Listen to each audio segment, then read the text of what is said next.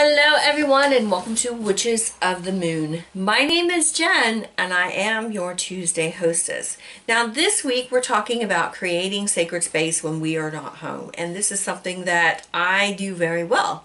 Being as I travel a lot, there are a couple of ways that I like to create sacred space.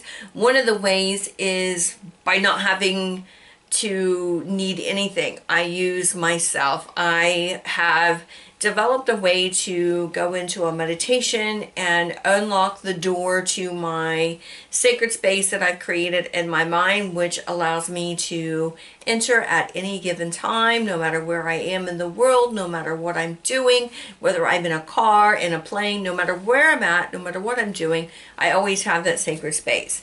All of my tools and everything else that I would need is in that little sacred space. So that's one way that you could actually do that. You could actually just go into a meditation and create it however you want. It can look however you want. It can be anywhere in the world that you want it to be.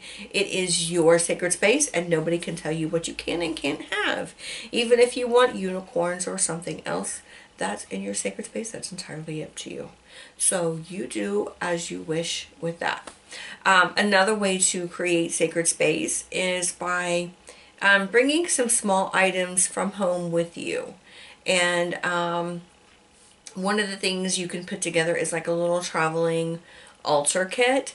And some people put those in like the little tins that had mints in them or something like that.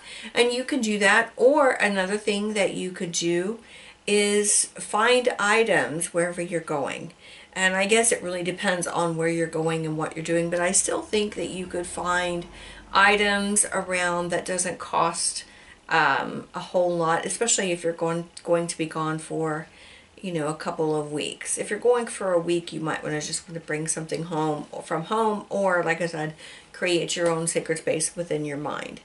But since I like to go to the Bahamas a lot, and that seems to be one of the locations that I visit the most, what I do when I'm there for an extended time is to collect things from the resort. There's seashells there, there's seawater, or ocean water. We have ocean water, there's the sand, there's the shells, and there's flowers at the resort. And so you could use the flower as your, earth, air, fire, water, and spirit. There's something for everything there. And you may not have incense on the resort, and you may not be able to use incense in the room, but that doesn't mean that you can't even bring from home like a little battery operated candle of some sort to represent the fire. Or even a flashlight. I don't know if people travel with those, but that's something else that you could use.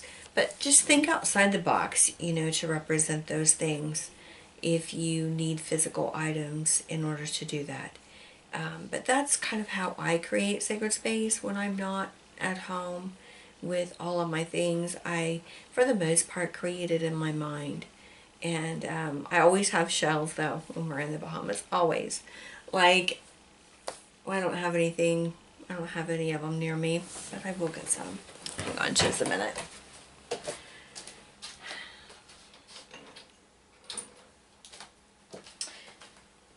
So, like the last time that I was in the Bahamas, I brought home shells, as you can see, and I found some really pretty nice ones and different ones this time, but I think that's because there wasn't that many people at the resort, which was kind of nice.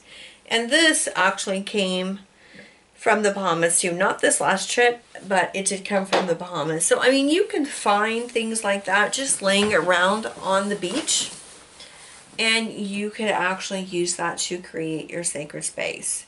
Use rocks, use shells, whatever you have on hand to create like a little mini altar and create your sacred space.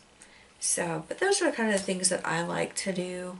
And I would love to hear what you do when you aren't at home to create your sacred space. What it is that you do. I'd love to hear your thoughts. So put your thoughts down in the comment section below, and I will see you in the next video, and I hope everyone has a great week. Bye.